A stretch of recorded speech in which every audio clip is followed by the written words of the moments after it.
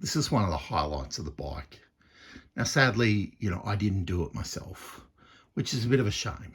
But this is a Brooks seat pan that I had that I sent to a guy I know in Geelong, which is about 45 minutes east of me. Daryl Colt is his name. Daz's Seat Restorations, I think he goes by. But Daryl Colt, you'd find him on Facebook.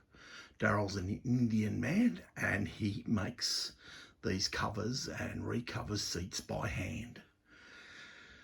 He dyes his own hide and does an absolutely magic job. He's had stamps reproduced and it's a bit hard to see in the shed, but he identified the seat and its model, put the appropriate Brooks stamp into the leather and then stitched it all together. He identified that it's got the correct seat springs on it, left-handed and right-handed springs, I'm told. He covered underneath the seat in the same colour leather, and I just think it's a stunner. Yes, it's an unusual colour.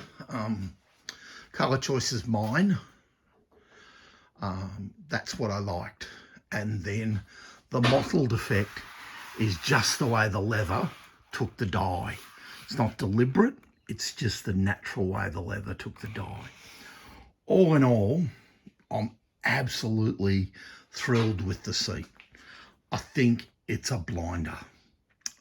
To think I didn't really like the seat pan. I've had the seat pan for 4 or 5 years and I hated it and thought how ugly it was.